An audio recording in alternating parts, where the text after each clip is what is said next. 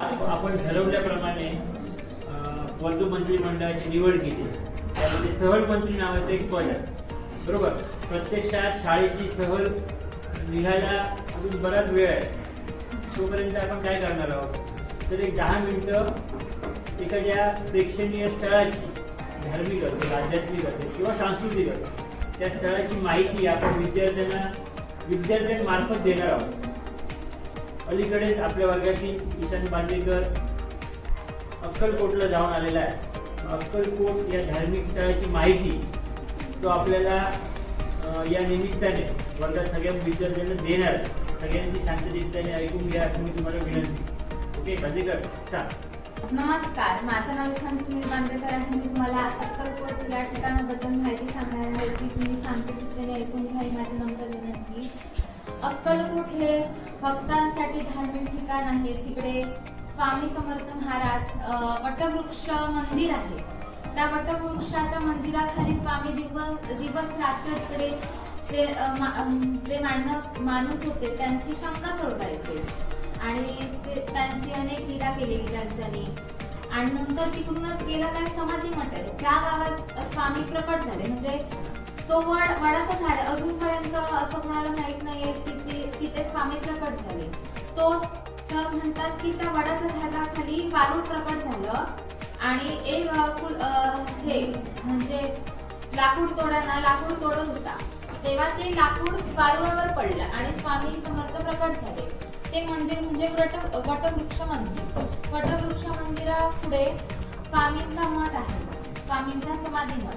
समाधी मठाच्या इकडे अलीकडे एक गणपती मंदिर आहे, त्याला सत्यविनायक असं म्हणतात. त्याची सोंड उजवीकडे पण नाही आहे, डावीकडे पण नाही आहे. त्याची सोंड सरळ आहे. त्याला सगळे इच्छापूर्ती गणपतीचे मंदिर असं म्हणतात. तिकडे स्वामी रोज जांभळाच्या झाडाखाली आंघोळ करायचे. तिकडे स्वामींना एके दिवशी दृष्टांत झाला की तिकडे गणपतीची मूर्ती आहे आणि ती तिकडे स्थापित करण्यात आली. नंतर स्वामींनी घेतलेला राजदंड आहे, त्याच्यावरनं स्वामींची उंची कळते. नंतर स्वामींचे मुकुट आहे, तिकडे आतमध्ये खोली आहे, तिकडे सगळं आहे. मग मुकुट आपल्या डोक्याला लावलं जातं. नंतर तिकडून 16वी पिढी चालू आहे आता तोळप्पा महाराजांची. आणि नंतर स्वामींचा समाधी मठ आहे, तिकडे स्वामींनी प्रत्यक्ष समाधी घेतलेली आहे. तिकडे शिवलिंग त्यांच्याने स्थापन केलेले आहे. खंडोबा महाराजांचे त्याच्याच पाठी मंदिर आहे.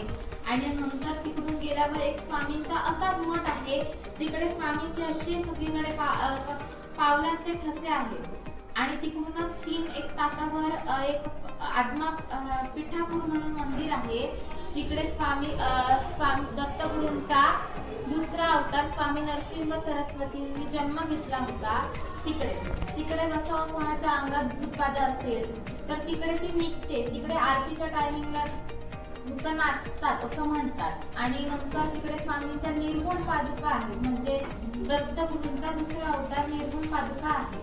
आणि नंतर पुढे गेल्यावर आपण स्वामींचा दुसरा मठ बघतो की तिकडे स्वामींचे प्रत्यक्ष ठसे आहेत. तिकडे गाभाऱ्यात कमी आणि बाहेर जास्त आणि तिकडे त्यांना चौकोन केलेला आहे. आणि स्वामींची एक विहीर आहे, ज्या विहिरीत बघितल्यावर तिकडे तोळप्पा महाराजांच्या मंदिरात एक विहीर आहे, आसन आहे स्वामींचं. तिकडे बघितल्यावर त्या विहिरीत कळतं की जर आपण त्या विहिरीत आपली सावली दिसली नाही तर असं म्हणतात 6 महिन्यात माणूस जातो. आणि जर विहिरीत आपण बघितलं म्हणजे विहिरीत आपलं हे दिसलं, छाया दिसली तर म्हणतात की ती आता म्हणजे आपण हे आहोत, जगणार आहोत. धन्यवाद.